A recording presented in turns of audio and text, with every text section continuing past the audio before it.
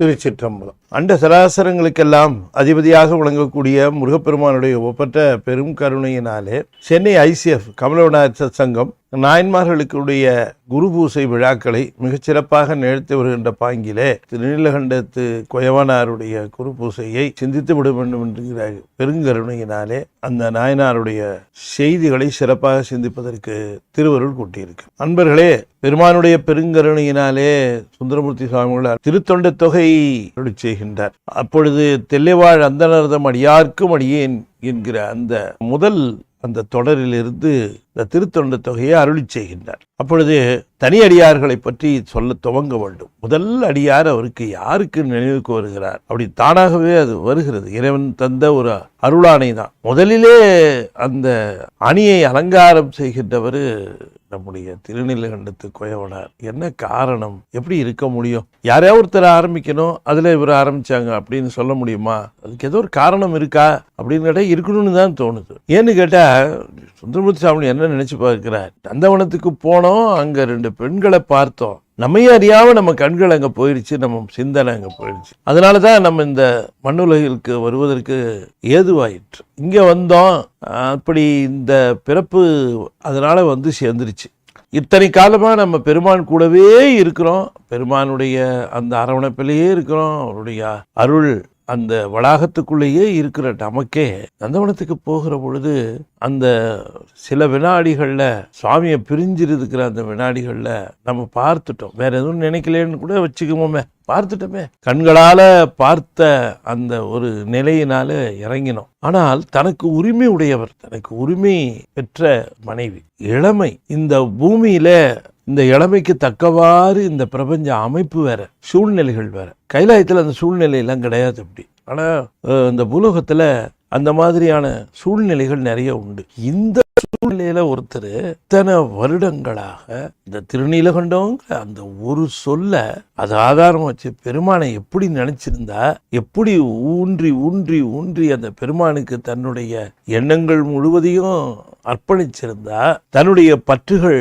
தன்னுடைய அத்தனை விதமான உணர்வுகள் அத்தனையும் கொடுத்திருந்தா இப்படி ஒரு சாதனை செய்திருக்க முடியும்னு வியக்கிறார். அதனால பாடுனோனையும் முதல்ல அவருக்கு ஞாபகம் வந்தது, தில்லைவாழ் அந்தனர்தம் அடியார்க்கும் அடியேன் திருநீலகண்டத்து குயவனார்க்கு அடியேன் அப்படின்னு அத அவருக்கு தான் அடியேன் என்று. எப்படிப்பட்ட உயர்ந்த 5 புலனால் வென்றவரே! அதாவது ஒரு புலனை வென்றா பத்தாது, காமத்தை வெல்வதற்கு 5 புலனையும் வெல்லணும். ஆகையினால 5 புலன்களையும் வென்றவர் தான் காமத்தை வெல்ல முடியும். அப்படிப்பட்ட ஒரு நாயனாரை நினைந்து பார்த்து அவர் முதல்ல சொல்றாரு. இப்படி ஒரு வியப்பு. அவரை பற்றி சொல்லுகிற பொழுது அந்த கொயவருடைய குலத்திலே வந்தவர் தான். வேட்கோவர் கொயவர்கள், வேட்கோவர் குலத்து வந்தவர் சிறப்பு சேர்த்தார். தில்லையில் இருக்கக்கூடிய பெருமானுடைய அந்த தூக்கிய திருவடியை வாழ்த்தி வாழ்த்தி வாழ்ந்து கொண்டிருக்கக்கூடியவரா இந்த வேட்கோவர் குலத்து வந்தவர். அவருடைய முக்கியமான குணங்களை சொல்லுகிறது, பொய்யே சொல்ல மாட்டாரா. அதுதான் சிக்கலாட்சி. கடைசியில் அவருக்கு ஒரு சின்ன பொய் சொல்லி இருந்தாருன்னா நமக்கு கிடைச்சிருக்க மாட்டாரு. சின்ன பொய் சொல்லியிருந்தா விஷயம் முடிஞ்சு போச்சு. தன்னை காப்பாற்றிக்கிறதுக்காக அந்த பொய்யை பயன்படுத்தலாம் அப்படின்னு கணவன்மார்கள் சட்டம் சொல்லுது. அது மாதிரி ஏதாவது ஒரு சின்ன பொய்யை, எதுக்கு மனைவி மனசை கஷ்டப்படுத்துவானே அப்படின்ட்டு ஆபீஸ்ல வேலைமா, அந்த வேலை இந்த வேலை ஏதோ ஒன்று வேலை அப்படி சொல்லியிருக்கலாம். சொல்லலை. அவர் என்ன சொல்லிட்டார்? அந்த குணம் இருக்கு இல்லையா, அந்த ஒரு உயர்ந்த குணத்தினால அவர் சிறந்த மனிதராயிட்டார். அடியார்களுக்கு வேண்டிய கேட்காமையே செய்வார். மனைவியோடு சேர்ந்து வாழ்கின்ற அந்த இல்லற வாழ்க்கையிலே இருந்தார். சைவ வாழ்க்கை அப்படின்னா என்ன அர்த்தம் தெரியுங்களா உங்களுக்கு? Pure vegetarian. அவர் சைவ நெறியில இந்த இல்லறத்தை சிவனுடைய திருவடிக்கு அன்பு செலுத்தி சிவநெறியிலே நிற்கின்றார், சைவ நெறியிலே நிற்கின்றார். சிவபெருமானுக்கு அன்பர் மட்டுமல்ல, சைவ நெறியிலே நிற்கிறார். பானை செஞ்சு வித்து வருகிற வருவாயில தன்னுடைய வாழ்க்கையை நடத்தினார். எளிய வாழ்க்கை, சந்தோஷமா இருந்தார், ஹாப்பியா இருந்தார் மனைவியோட. சிவபெருமான் பிறையச்சூடிய சிவபெருமானுடைய அடியார்களுக்கு என்ன செய்கிறார்னா ஓடு கொடுக்கிறாராம் வரவங்களுக்கெல்லாம். அப்ப நிறைய பேர் அந்த தில்லையில துறவிகள் இருக்கிறாங்க. அவர்கள் அந்த ஓடு உடையறதுக்கு வாய்ப்பு இருக்கு இல்லையா, மண் ஓடு தானே, அடிக்கடி உடைஞ்சிரும். அப்ப அவங்க அதுக்கு எங்க இது காசு கொடுத்து நான் தரேன் அப்படின்ட்டு சாமி தராரு. அப்படி இருக்கிற பொழுது சாமிக்கு அப்ப ரொம்ப இளமை காலம், எல்லாமே ஒரு சரியா இருந்தது. இளமை காலத்துல அப்படி இருக்கிற பொழுது கொஞ்சம் அப்படி இப்படிமா இருந்தார். இன்பமாக கருதப்படுகிற அந்த சிற்றின்பத்திலே கொஞ்சம் எளியராக இருந்து விட்டார். எளியரானார் என்று சொல்லுகிற பொழுது அதிலே கொஞ்சம் முன்னியும் மன்னியுமா இருந்தார். அதுல ஏன் அப்படி அவருக்கு அது ஒரு பெருங்குற்றமாக தெரியல. சாமி மேல அன்பு ஜாஸ்தி, அடியார் மேல அன்பு ஜாஸ்தி, அடியார்களுக்கு ஓடு கொடுக்கறது எல்லாமே இருக்கிறது. கொஞ்சம் இதுல அவருக்கு இளமை, அந்த நேரத்திலே அவருக்கு கொஞ்சம் எளியரா இருந்தார். அதனால அவருக்கு பாருங்க, அந்த அந்த எளியராக இருந்ததையும் சரி பண்ணணும்னு சாமி நினைக்கிறார். அது ஒண்ணுதானே இருக்கு, சின்ன சமாச்சாரம் இருக்கு. அப்படி ஏதாவது சின்ன சமாச்சாரம் இருந்தா சரி பண்ணலாம் இல்லையா? 90 மார்க் 95 மார்க் வாங்கினோன்னா 100 மார்க் வாங்கி வைக்கிறது ஈஸி. 38 வாங்கினோன்னா 40 எப்படி வாங்க வைக்கிறதுன்னு பெரிய பிரச்சனை. 40 வாங்கி வச்சு பாஸ் பண்ண வைக்கிறதே பெருமை. 100 பார்ப்பாங்க இல்ல. அது போல இவரு 96 98 வாங்கின மாணவனை போல சின்ன விஷயம் ஒண்ணு இருக்கு, புரிஞ்சிருச்சுன்னா அது சரியாயிடும்னு தோணுது. அதுக்கான நேரம் எதிர்பார்த்துட்டு இருந்தாரு சாமி. அந்த பிறப்பினுடைய நியதி சரியா வரணும் இல்ல, நியதியும் காலமும் பேலன்ஸ்டா வரணும். அப்பதான் சாமி செய்ய வேண்டியதை செஞ்சிருவார். நியதியும் காலமும் ஒத்து வந்தது. ஒரு நாள் லேட்டா வந்தார். அவருடைய மனைவியார பத்தி சொல்லுகிற பொழுது கணவனுடைய கருத்துக்கு மாறாக இல்லாமல் வாழ்கின்றவர்னு, அதனால சாமி எப்பவுமே திருநீலகண்டம்னு சொல்றவரு. அந்த திருநீலகண்ட மந்திரத்தையே உச்சரிக்கிற ஒரு வழக்கமுடையவராக இருக்கிறவரு.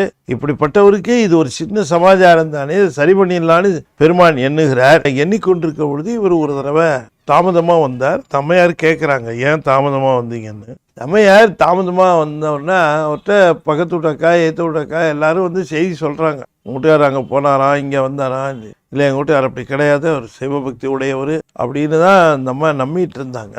ஆனால் அன்னைக்கு ஒரு நாள் அவர் லேட்டாக வந்தவொடனே கேட்குறாங்க, ஏன் தாமதமாக வந்தீர்கள்னு கேட்டார். அவர் பொய் கடிந்து அறத்தின் வாழ்வார் இல்லையா, அதனால சொல்லிட்டார், உண்மையை சொன்னார், இது மாதிரி போயிட்டு வந்தேன்ட்டு.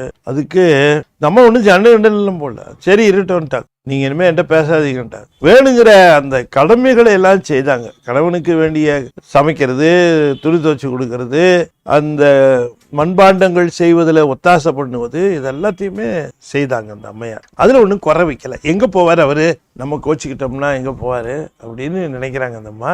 அதனால எல்லாமே செஞ்சு கொடுக்குறாங்க. ஆனால் உடன் உறைவு இசையார் ஆனார். அந்த உடன் உறைவு அது கூடவே இருக்கக்கூடிய அந்த தாம்பத்திய அந்த உறவை அவரு நிறுத்திட்டார். அதுக்கு மனம் ஒப்பவில்லை. அவருக்கு சரியா போயிடும்னு நினைச்சாரு இவரு. அந்த அம்மையாரு அப்படிப்பட்ட ஒரு பேரழகு உடைய தெய்வ இளநலம் சார்ந்த அருந்ததி போன்ற கற்பின் மிக்க அம்மையார். அவரு அது மாதிரி ஒரு முடிவு எடுத்து விட்டார். எடுத்த உடனே கொஞ்ச நாள் போச்சு, என்னது இப்படியே போனா போயிடும் போல இருக்க அப்படின்ட்டு ஒரு நாள் சமாதானமான வார்த்தைகளை எல்லாம் சொல்லி, இனிமே அந்த மாதிரி செய்ய மாட்டேம்மா, உன் விருப்பத்துக்கு மாறா நடந்துக்க மாட்டேன், ஆமா என்ன நம்பு, ஏதோ ஒரு சந்தர்ப்பத்தில் அப்படியே ஆயிப்போச்சு, அதுக்காக நீ இப்படி கோச்சிக்காத, நான் உனக்கு சொல்றேன்னு சொல்லிட்டு இந்த அம்மையாரை தழுவுவதற்கு போனார். நம்ம இன்னும் அந்த அவரை மன்னிக்கல. இன்னும் இந்த கோபம் இன்னும் இருந்து நெருப்பு, நீர் பூத்த நெருப்பு மாதிரி உள்ள இருந்தது.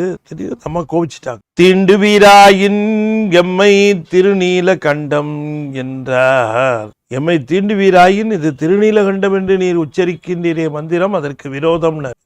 ஒருவருடைய சம்மதம் இல்லாமல், மனைவியாக இருந்தாலும் சம்மதம் இல்லாமல் அவர் விருப்பத்திற்கு மாறானதை செய்தல் கூடாது.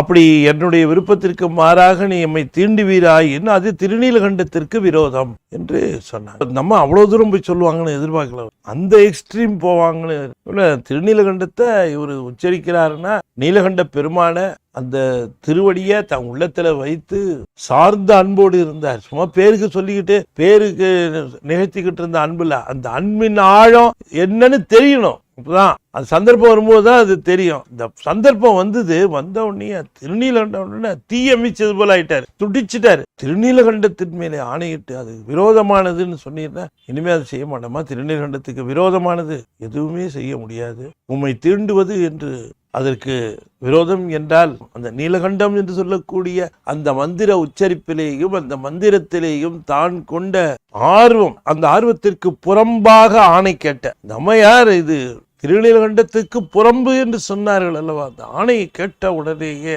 அவ்வளவுதான், முடிஞ்சு போச்சு டிரான்ஸ்பர்மேஷன். உடம்பளவுல நீங்கிடுவாங்க, தள்ளி போவாங்க, ஆனா மனசுல ஆசை இருந்துகிட்டே இருக்கும் உள்ளத்துல. ரெண்டும் போகணும். உடல் அளவுல தள்ளி போனாலும் உள்ளத்தளவு இல்லையா, உள்ளத்தளவிலையும் நீங்கி வேற்று மனுஷா மாதிரி பார்த்தாராம். ஒரு புத்தம் புதியவர் எப்படி நடந்து கொள்வோம் நாகரிகத்தோடு, ஒரு புதிய ஒரு பெண்மணியிடம் பார்த்தா எப்படி நடந்து கொள்வோம், என்ன நாகரிகத்தோடு ஒரு புது பெண்மணியை பார்க்கலாம், இந்த அம்மையார்கிட்ட எப்படி நடந்துக்குவோம் நம்ம, அந்த மாதிரி அவங்கள பார்த்தாராம். தீண்டுவீராயின்னு சொன்னீங்கம்மா, அம்மா எம்மை என்று நீங்கள் சொன்னீர்கள். உங்களை மட்டும் இல்ல, இனி எம்மாதரையும் மாதரார். உங்க விருப்பத்துக்கு மாறா தீண்டினா அது திருநீலண்டத்துக்கு விரோதமானது. நீங்க இனி நான் எந்த மாதிரியுமே தீண்ட மாட்டேம்மா, எந்த மாதிரியும் தீண்ட மாட்டேன். எப்படி தீண்ட மாட்டேன்னா பிசிக்கலா மட்டும் இல்ல, மென்டலா எண்ணத்தளவிலையும் தீண்ட மாட்டேன் இல்லையா. அதுதானே ரொம்ப முக்கியம். கற்பு என்பது உடலளவிலே நிற்பதல்ல, அது உணர்வு அளவிலே, உள்ளத்தளவிலே, எண்ணத்தளவிலே நிற்பது. ஒருவரை விரும்புகிறோம் என்று சொன்னால் அது உடலளவிலா, உள்ளத்தளவிலா, உணர்வு அளவிலா அப்படிங்கிறது தான் ரொம்ப முக்கியம். அப்போ ஒரு மனைவி மேலே உடலளவில் அன்பு செலுத்தி கொண்டு இருக்கிறவர்கள் அந்த முதுமை காலத்தில் வெறுக்க ஆரம்பிச்சிருவாங்க, பிரிய ஆரம்பிச்சிருவாங்க, அவங்கள விட்டு போகணும்னு நினைப்பாங்க. இதெல்லாம் நடக்கும் பார்த்து. ஆனால் உள்ளத்தளவிலே இருந்து உணர்வளவிலே இருக்குமானால் எக்காலத்திலும் பிரியாமல் இருக்க வேண்டும் என்கிற அந்த உணர்வளவில் இல்லையா. குழந்தைங்கள்லாம் இருக்கலாம், குழந்தைங்கள்லாம் பிரிஞ்சு போகும் இல்லையா, குழந்தைங்க பிரிஞ்சு போகும், உறவு பிரிஞ்சு போகும், உற்றார் உறவுகள் எல்லாரும் பிரிஞ்சு போவாங்க, கீழே மற்ற பேரம்பேத்தி எல்லாரும் பிரிஞ்சு போவாங்க. ஆனா இவங்க பிரியாம ரெண்டு பேரும், அவருக்குன்னு நானு அவருக்கு அப்படிங்கிற மாதிரி. அதுதானே அந்த உணர்வு, அந்த பேசிக். அந்த உணர்வோட இருந்தாங்களா, அதனாலதான் கடைசி வரைக்கும் இருந்தாங்க. யாரையும் உங்களையும் தேண்ட மாட்டேன், யாரையும் தேண்ட மாட்டோமா. அப்புறம் தான் அந்த அம்மா அவருடைய அந்த உயர்வை அந்த அம்மையார் உணர்கிறார். திருமேனியினுடைய அங்கம் ஏதும் தீண்டாமல், புறத்தே தீண்டாமல் கணவனுக்கு வேண்டியவற்றை எல்லாம் செய்து கொடுத்தார்கள். வீட்டிலே இருந்தாலும் கணவனும் மனைவியுமாக ஒளி உலகத்திற்கு தெரிய வேண்டும் என்பதற்காக வீட்டிற்குள்ளேயே இருவரும் தனித்தனியாக படுத்துக்கொண்டு வெளியில் இருக்கவங்க ஒருத்தருக்கும் இவங்க எப்படி வாழ்கிறார்கள் என்பது தெரியாமல் அவர்கள் வாழ்ந்தார்கள். அதுதான் ரொம்ப முக்கியம். பல ஆண்டுகள் போயிடுச்சுங்க, 1 வருஷம் 2 வருஷம் 30 வருஷம் 10 வருஷம் 30-40 வருஷம் போயிடுச்சு. உடல் தளர்வுற்றது. ஆனாலும் கூட தம்பிரான்பால் இருக்கக்கூடிய அன்பு எந்த விதத்திலும் குறையவில்லை. அந்த இளமை காலம் தொடங்கி முதுமை காலம் வந்து சேருகிற வரைக்கும் தாம் எடுத்துக்கொண்ட அந்த ஆணையிலே இருவரும் ஒழுகினார்கள். என் நடுவில் என்ன இருந்தது, திருநீலகண்டம்னு ஒண்ணு இருந்தது. அது எவ்வளவு வலிமையாக இருந்திருந்தால் இவர்களுடைய அந்த இளமைக்கெல்லாம் ஈடு கொடுத்து சிவபெருமான் மேல் வைத்த பேரன்பின் காரணமாக துச்சமாக அற்பமாக அதை மதித்து. இப்ப என்ன ஆச்சுன்னு கேட்டீங்கன்னா, நீங்க இந்த நாம செலுத்துகிற எண்ணம், உணர்வு, பற்று இவையெல்லாம் பிரபஞ்சத்திலே மிக அதிகமாக செலவழிக்கப்படுகிற காரணத்தினாலே சிவத்தின்பால் நாம் அன்பு செலுத்துவதற்கும் உணர்வை பெருக்குவதற்கும் நமக்கு வாய்ப்பு குறைச்சல், அதற்கான மீதமும் குறைச்சல். அவ்வளவு. என்ன உணர்வு நீங்க மற்றவங்க மேல செலுத்திட்டு பாக்கி இருக்கோ இருந்தா அதை சிவத்து மேல செலுத்த முடியும். ஒரு உணர்வு, அந்த உணர்வுல நிரம்ப உணர்வு நமக்கு மனைவி பேரும் மக்கள் பேரும் மற்றவங்க பேர்லையும் அந்த உணர்வுகளாலே நாம பீடிக்கப்பட்டிருந்தோம் என்று சொன்னால், அந்த உணர்வுகள் போக இறைவனை நாம் எண்ணுகிற பொழுது நம்முடைய உணர்வுகளுக்கு ஒரு எல்லை உண்டு. உடம்பு இருக்கிற பொழுது உடம்புக்குரிய உணர்வுக்கும் எல்லை உண்டு. பசி ஒரு உணர்வு, அதுக்கு ஒரு எல்லை உண்டு. உறக்கம் உணர்வு, அதுக்கு ஒரு எல்லை உண்டு. மகிழ்ச்சி உணர்வு, அதுக்கு ஒரு எல்லை உண்டு. துக்கம் ஒரு உணர்வு, அதுக்கு ஒரு எல்லை உண்டு. ஆகையினால இது இந்த உணர்வு அவர்களுக்கு வேற எதுலையும் செலுத்த வாய்ப்பே இல்லாம போயிடுச்சு. கணவன் மனைவி மேலேயோ மனைவி கணவன் மேலேயோ உணர்வு பூர்வமாக இல்லை. இந்த உணர்வு முழுக்க என்ன ஆயிடுச்சு, சிவத்தின்பால் திரும்பிடுச்சு. ஆகையினால் நீங்க நினைச்சிட்டு இருக்கலாம் அவங்க மரக்கட்ட மாதிரி இருந்திருப்பாங்க, அவங்க உணர்வு இல்லாம இருந்திருப்பாங்க. தப்பு. உணர்வெல்லாம் இருந்து அத்தனை உணர்வையும் சிவவின் மேல மடைமாற்றி விடுது. அதனால சிவானந்தம், சிவானுபவம், சிவத்தை எண்ணுதலும் இல்லாட்டி தேடி வருவாரா சிவம்? நீங்க கொஞ்சம் யோசனை பண்ணி பாருங்க. சிவம் ஒருத்தரை தேடி வர வேண்டும் என்று சொன்னால் சாதாரணமா ஒருத்தர் தேடி வந்துருவாரா? அப்படி அவர் ஒரு சத்தியம் பண்ணிட்டாரு, தொடர்றதில்லைன்னு கணவன் மனைவியும் சத்தியம் பண்ணிட்டாங்க, தொடர்றதில்லை, திருநீலகண்டன் சொல்றவர் வந்துருவாரா சாமி? நேரா இல்ல. இந்த என்ன உணர்வு இந்த பிரபஞ்சத்துல இந்த மனித உணர்வு இருக்கோ அந்த உணர்வுகளை எல்லாத்தையும் அந்த சாமி மேல, அது சிவத்தின் மேல நமக்கு அன்பு அதிகமாக வேண்டும் என்றால் மற்ற பற்றுகள் குறைஞ்சாதான் இந்த அன்பு அதிகம். நம்ம எது மேலேயோ ரொம்ப ஸ்ட்ராங்கான ஒரு அன்பு வச்சிருந்தோம்னா சிவத்தின் மேல் காட்டுகிற அன்பை அது பாதிக்கும். அவ்வளவுதான் வரும், அதுக்கு மேல வராது. ஆனால் அதே நேரத்துல பாருங்க, நீங்க இந்த உணர்வு வேற எதுக்குமே இல்லை. எதனால துறவு என்பது ஏன் சிறப்பா வந்துருது? அவங்களுக்கு அன்பு காட்டுவதற்கோ அல்லது அவர்கள் அக்கறை காட்டுவதற்கோ வேறு எந்த பொருளும் இல்லாம சிவமாகவே இருக்கு எல்லாமே. அதுதானே காரணம். உணர்வுகள் முழுக்க அங்க போய் குவிகிறதுங்கிறதுனால தான். இந்த 2 பேருக்கும் பாருங்க, உணர்வுகள் முழுக்க போய் சிவத்திட்ட குவிஞ்சதுனால அந்த அம்மையாரும் சரி இவரும் சரி ரொம்ப வருத்திக்கிட்டோ, ரொம்ப துன்பம் அடைஞ்சுக்கிட்டோ, ரொம்ப ஏமாற்றம் விட்டோ, மரக்கட்டை போலையோ வாழலை. 2 பேரும் ரொம்ப சிவானந்தம், சிவானுபவம். அந்த தில்லைக்கூத்தரை நினைச்ச உடனே அந்த அமிர்தமாக அந்த உள்ளத்துல அந்த ஆனந்தம் வழிகிறது. இப்படி சிவானந்தமா அனுபவிச்சுட்டு இருக்கிறதுனால சாமி தேட்டு வர்றார். அப்படியே இருந்தாங்களா, அவங்களுக்கு அந்த மூப்பே ரொம்ப அழகான மூப்பா இருந்துதான். எப்படிங்க வரும் அழகான மூப்பு? என்ன சொன்னாலும் இளமைக்கு இருக்கிற ஒரு கவர்ச்சி மூப்புக்கு இருக்குமா? இருக்காதுல்ல. அது உலக இயல்பு தானே. துன்பம் விட்டுறவங்க பாருங்க, ரொம்ப துன்பம் அடைஞ்ச முகம் சுருங்கி போய் அந்த கவலை ரேகைகள் படர்ந்து அப்படின்னு எல்லாம் சொல்லுவா இல்லையா, அது மாதிரிலாம் இருக்கும். அந்த மாதிரி முகம் இதாகி உடம்பு இதாகி ஏகப்பட்ட வியாதிகளோட 2 பேரும் இன்டாக்டா இருக்காங்க. அவர்கள் அந்த வளங்களின் மேலே கொண்ட அந்த தொடக்க காலத்தில் இருக்கக்கூடிய அந்த பற்றுகள் எல்லாம் அவர்களுக்கு இல்லாமற் போக அவர்களிடம் இந்த உலக நிலையானது, உலக கவர்ச்சியானது தளரோடு சாய்ந்து போயிற்று. உலகத்துக்கு மேல அவங்களுக்கு ஒரு கவர்ச்சி இல்லாமல் போயிட்டு. அதுதானே முக்கியம். ஒரு நல்ல உடை, நல்ல உணவு, நல்ல இருப்பிடம், இது மேல எல்லாம் இருக்கக்கூடிய கவர்ச்சி எல்லாம் போயிடுச்சு அவங்களுக்கு. அதுதான் சாய்ந்ததே தவிர அன்பு அவர்களுக்கு குறையவில்லை. அப்படி இருந்தாங்க. சாமி பார்த்தாரு, ரைட்டே தான் எல்லாம் முன்னாடி பாஸ் பண்ணிட்டாங்க. அப்புறம் என்ன, இங்க என்ன வேலை இருக்கு, அழிச்சுன்னு போண்டி தானே. 2 பேருமே பாஸ் பண்ணிட்டாங்க. கூட்டு போறதுக்கு முன்னாடி இந்த உலகத்துல இப்படி இருக்கிறார்கள் என்று தெரிந்து கொள்ள வேண்டும். எப்படி ஒரு அன்பு செலுத்துகிறவர்களாக திருநீலகண்டவன் சொல்றாருன்னு நினைக்கிறீங்க. ஆனா அந்த திருநீலகண்டன் சொல்லுகிற பொழுது அதற்கு எவ்வளவு உயிர் இருக்கிறது இல்லையா? நாம நமச்சிவாயம்னு சொன்னோம்னா அந்த நமச்சிவாயத்துல உயிர் இருக்கும். சிவாய நம்ம அப்படின்னு சொல்லுகிற பொழுது அந்த அதுல ஒரு உயிர் இருக்கணும், உணர்வு. எப்படிப்பட்ட ஆள் தெரியுமா அப்படின்னு காட்டுறதுக்காக இவரு ஒரு நாள் சிவபெருமான் தேடி வருகிறார். மானுட உருக்கொண்டு அங்கே தேடி ஒரு அடியவர் போல குருவாக வருகிறார். அப்படி வருகிறார், ஒரு சிவயோகி போல வந்திருக்கிறார். வந்து யாருப்பா இங்க அப்படிங்கிறார். இவரு கிட்டக்க போய், சாமி நான் என்னதாவது உங்களுக்கு செய்யணுமா? நீங்க இங்க வந்தது நான் செய்த பெரிய பேருன்னு நினைக்கிறேங்க சாமி. உங்களுக்கு ஓடு கீடு வேணுமா? எப்பா நான் கையில வச்சிருக்கேன் பாரு ஒரு ஓடு, கையிலே ஒரு ஓடு வச்சிருக்கேன். உன்னை எதை பத்தி பெருமையா சொன்னாங்க, அதான் பார்த்துட்டு போலான்னு வந்தப்பா. பெருமாள் என்ன சொன்னாரா, எனக்கு ஒரு சின்ன ஒரு வேலை இருக்கு, இந்த ஓடை கையில வச்சுக்கிட்டே அந்த வேலையை செய்ய முடியாது, ஓடு கீடு ஏதாவது உடஞ்சி போச்சுன்னு, இதை நீ உன்கிட்ட கொடுத்துட்டு போலான்னு வந்தேன், இதை நீ பத்திரமா வச்சுட்டு எனக்கு நான் வந்த பிறகு திருப்பி கொடுப்பா, அது ஒண்ணுதான் வேணும். அவரு உடனே சரி இந்த பெரியவர் இந்த அடியவர் இப்படி கேட்கிறாரு, அது செய்து கொடுக்கலான்னு நினைச்சிட்டு அதை கொடுங்க சாமி, இந்த இங்கே தான் வச்சிருப்பேன் சாமி, நீங்க எப்போ வேணாலும் வந்து வாங்கிட்டு போகலான்னாரு. இங்கேயே வச்சிருப்பியா? அப்படிலாம் வைக்காதப்பா, அது எப்படிப்பட்டது தெரியுமா? அந்த ஓடை வாங்கி பாக்குறேன், சாதாரண ஓடத்தானே இருக்கு, ரொம்ப பில்டப் கொடுக்குறாரு அப்படின்னா நானா இருந்தா அப்பவே ஜாக்கிரதையா இருப்பேன். சாமி இதை வச்சுக்கிறது என்கிட்ட ஒண்ணு மேல சாமி, ஓட்டை பொட்டி ஒண்ணு கிடக்கு, 4 பானைங்க தான் இருக்கு, நான் இதை எங்க வைக்கிறது பத்திரமா அப்படின்னு சொல்லிட்டு உஷாராயிருப்பேன். இவரு பாவம் அப்பாவி, இதை பத்திரமா வச்சுக்கணும்னு நம்மளை தேடி ஒரு பெரியவர் வந்து சிவயோகி வந்து ஒரு கொடுக்குறாரு, நம்ம அதை பத்திரமா வச்சுட்டு கொடுக்கணும் அப்படின்னு மனைவியை பாக்குறாரு. மனைவியும் சரிங்க. பெருமாள் என்ன சொன்னாரா, இதை நீ பத்திரமா வச்சுட்டு எனக்கு நான் வந்த பிறகு திருப்பி கொடுப்பா, அது ஒண்ணுதான் வேணும். எல்லாத்தையும் சொல்றதெல்லாம் ஓட்டுக்கு இல்ல, இந்த உடம்புக்கு. இந்த உடம்ப நான் கொடுத்தேன், இந்த உடம்பு மாதிரி இன்னொரு உடம்பு கிடைக்குமா? இது எதுக்கு கொடுத்தேன்னு தெரியுமா? இந்த உடம்புக்குள்ள இருக்கிற உயிர் இந்த உடம்பை பயன்படுத்தி கொண்டு தன்னை தூய்மை செய்து கொள்ள வேண்டும். இத உடம்பை வச்சுக்கிட்டு நான் பொண்ணு சம்பாதிக்கிறேன், மணி சம்பாதிக்கிறேன்னு வீணாக்க கூடாதுப்பா. இது பொன்னினும் மணியினும் போற்ற வேண்டுவது. இந்த சிவத்துக்காக இந்த உடம்பை பயன்படுத்தணும்.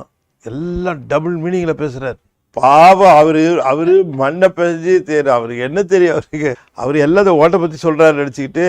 அது சரி ஏதோ பெரிய அவருக்கு ரொம்ப நாளா வச்சிருப்பாரு போல இருக்கு, ராசியான ஓடு எடுத்துட்டு போனா நிச்சயம் பிச்சை கிடைக்கும். சில பேர் அப்படி ராசியா வச்சிருப்பாங்க, சில பேர் சில பர்ஸ் வச்சிருப்பாங்க, அந்த பர்ஸ்ல காசு வச்சுட்டு போனா நிறைய காசு வரும் அன்னைக்கு அப்படின்னு ஒரு இருக்கும் இல்லையா, ஆகி வந்த பர்ஸ் கிழிஞ்சிருக்கும் அது ஓரமா, ஆனாலும் விட மாட்டான், அது பத்திரமா வச்சுக்கிட்டு.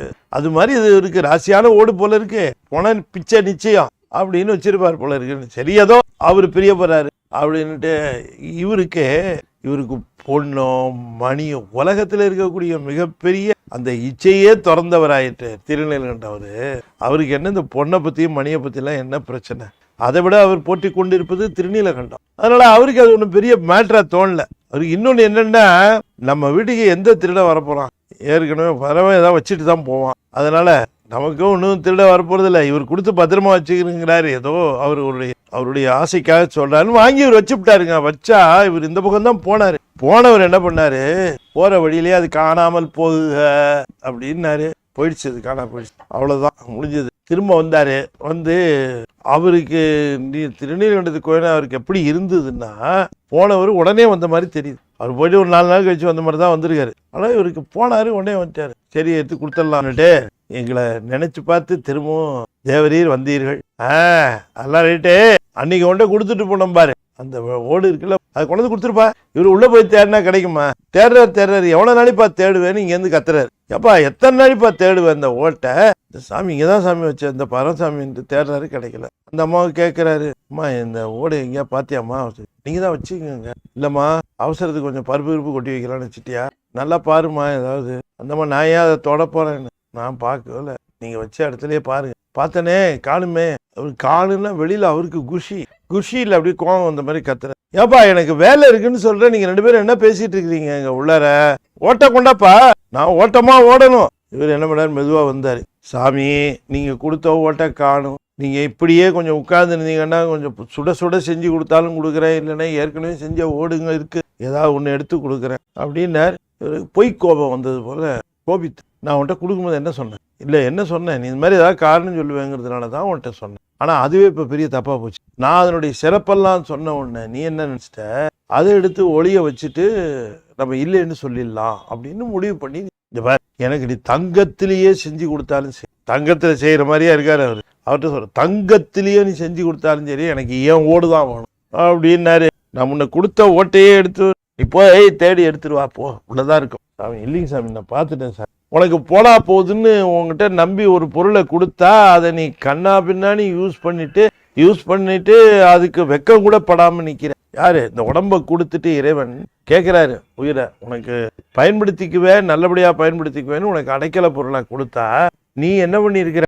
இதெல்லாம் எங்க தெரிய போகுது அவருக்கு? அவரு ஓட்டா கிளம்பி நடாது இதை வாங்கி வச்சு இதற்கான இவர் இந்த அக்கப்போர் பண்ணிட்டு இருக்காரு. இது எப்படி சமாதானம் பண்ணுது? ஒரு சிவயோகிக்கு அபராதம் பண்ணிவிட்டோமே நம்ம, என்ன இது சிக்கலா போச்சே, நம்ம வச்சிருந்தது எப்படி போகும்? அது இங்க அவருக்கு அதுவே வாங்கவும் மாட்டேங்கிறாரு, வேற எதுவும் வாங்க மாட்டேங்கிறாரு. ஆனால் அவர் கொடுக்கும்போதே சொன்னாரு, எனக்கு எப்படி கையை கால விழுந்தாது.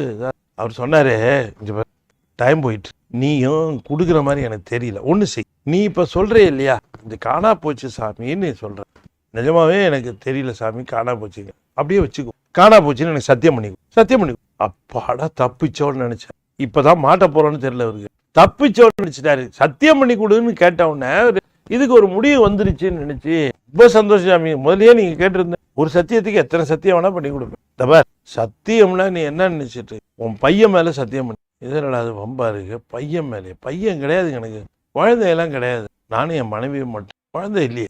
சரி, அப்போ ஒன்று செய்ய, என்ன மனைவி கையை பிடிச்சி அதுல சத்தியம் பண்ணி, இந்த நல்ல கவனமாக கேளு, மனைவி கையை பிடிச்சி திரும்ப மனைவி மேலே சத்தியம் பண்ணி கொடுனாலும் கூட ஏதாவது பண்ணலாம். இவர் மனைவி கையை பிடிச்சுன்னா கையை பிடிக்கவே முடியாது. இவர் கையை பிடிச்சின்னு திரும்ப சொல்றாரு, ஏன்னா பிடிக்க மாட்டாரு, இவர் தெரியும். கையை பிடிச்சி நல்ல கவனம் கட்டியா, கையை பிடிச்சி சத்தியம் பண்ணி கொடுத்துரு, நான் இதை எடுக்கல அப்படின்னு சத்தியம் பண்ணி கொடு, அது பண்ணித்தரேன்.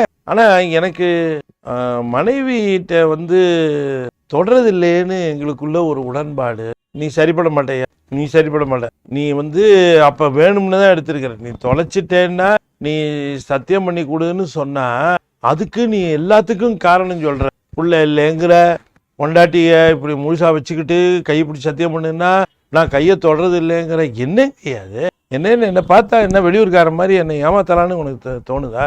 நீ சரிப்பட மாட்ட. இந்த தில்லைவாழ் அந்தணர்கள் நியாய சபை இருக்கு, அது உலக பிரசித்தி பெற்றது. அவங்க நல்லா நியாயம் சொல்லுவாங்க, உண்மையை எடுத்து சொல்வார்கள், எனக்கு தெரியும். நான் போயிடுறேன் அவங்ககிட்ட, நீ வா, நீ முதல்ல இங்க நீ கிளம்பு முதல்ல. நீ இவருக்கு என்ன சொல்றதுன்னு தெரியல. நியாய சபைக்கு கூப்பிடுறாரு, பொருள் தொலைஞ்சு போச்சு. உடனே மனைவி சரி போங்கிறாங்க, போயிட்டு வாங்க அப்படி நேரம் நியாய சபைக்கு போகிறார். சிவபெருமான் இந்த அருமறையோர்கள் முன்னால சொல்லுகிறார், இவங்கிட்ட நான் கொடுத்தங்க, ஒரு பாண்டம் கொடுத்தங்க, அதை வச்சிருந்துட்டு எனக்கு திருப்பி கொடுன்னு சொன்னா அதை கொடுக்க மாட்டேங்கிறான், தொலைஞ்சு போச்சுங்கிறான். நீர்ல மூழ்கி மனைவி கையை பிடிச்சு நீர்ல மூழ்கி சத்தியம் செய்து கொடுன்னு சொன்னா வம்பு பண்றாங்க.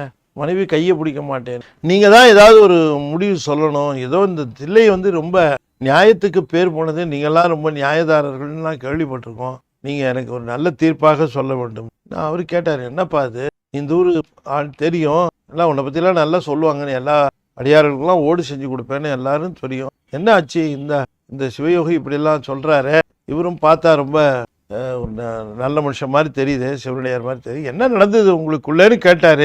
அவரு உண்மையை சொல்லிட்டார், இல்லைங்க இவர் ரொம்ப சிறப்புடையதுன்னு சொல்லி ஒரு ஓடு கொடுத்தாரு என்கிட்ட, என்னவோ தெரியல காணுங்க, நான் உண்மையிலேயே அந்த ஓட்டை எடுக்கலை, என் மனசார நான் எடுக்கலை, நான் அதுக்கு அவர்கிட்ட நானே தான் சொன்னேன், நான் மனதால் அதை எடுக்கலை, அதுக்காக நான் என்ன செய்யணும்னு சொல்லுங்கள், நான் திருடலேங்கிறதுக்கு நான் என்ன செஞ்சால் நீங்கள் சமாதானம் ஆகுவீங்க சொல்லுங்கன்னு. அவர் தான் சத்தியம் பண்ணி கொடுன்னு சொன்னார். சத்தியம் பண்ணி கொடுன்னா மனைவி கையை பிடிச்சி சத்தியம் பண்ணி கொடுன்னு சொன்னார். அவ்வளோதாங்க. ஏன்பா அது மாதிரி கேட்டால் செஞ்சு கொடுத்துறப்பாடி, நீங்கள் எல்லாம் சொல்கிறதெல்லாம் சரியாக தான் தெரியுது, அவர் சொல்லுது தெரியாது, நீ இப்போ எங்கே இடிக்குதுன்னா நீ தொலைஞ்சிருச்சுங்கிற, அவர் தொலைஞ்சிருச்சுன்னா சத்தியம் பண்ணி கொடுங்கிற, சத்தியம் பண்ணி கொடுத்துறேன், சரிங்க எப்படி உரிய முறையோ அந்த முறையில் நான் சத்தியம் செய்து தருகிறேன் என்று சொல்லிவிட்டு அந்த நியாயசபைக்கு திருப்புலிச்சரம் என்று சொல்லக்கூடிய அந்த திருக்கோயிலுக்கு முன்பாக இருந்த குளத்துல எல்லாரும் பார்க்கிறார்கள். இந்த வழக்கு தொடுத்தவரும் நிற்கிறார். அந்த தில்லைவாழந்தனர்கள் நியாயசபைக்காரங்களும் பார்க்குறாங்க. இவர் அந்த திருக்குளத்தில் இறங்கி சத்தியம் பண்ணி கொடுக்கறதுக்கு நான் ஆயத்தம்ங்கிறார். எல்லாரும் நிற்கிறாங்க. இவர் என்ன பண்ணார், சாமி எதிர்பார்த்துட்டு இருக்காரு கிளைமேக்ஸ், இவன் இறங்குவான், கையை பிடிக்க மாட்டான், நல்லா தெரியும், அப்போ தான் மாட்டி விடணும்னு வச்சுட்டு இருந்தார். இவருக்கு கீழே குளத்துக்குள்ளே இறங்கினாங்க, அந்த அம்மையார் இறங்கினாங்க, இவரும் இறங்கினார். கையில் ஒரு கம்பு வச்சுருந்தார். அந்த கம்புனுடைய ஒரு முனையை அந்த அம்மையாரை பிடிக்க சொன்னார், இன்னொரு முனையை தான் பிடிச்சிக்கிட்டு விளவிளேன்னு திருநீர் பூசி இருக்கக்கூடிய திருநெற்றியை உடைய அந்த வேதியை, இங்கே பாருங்க, நீங்கள் நல்லா கவனமாக பாருங்க, கையை பிடிச்சி சத்தியம் பண்ணுன்னா அந்த கம்பு தான் பிடிச்சிருக்காங்க, ரெண்டு பேரும் ஒன்றா முழுகிறாங்க, இந்த கம்பு தான் பிடிச்சிருக்காரு தவிர அந்த அம்மா கையை பிடிக்கல.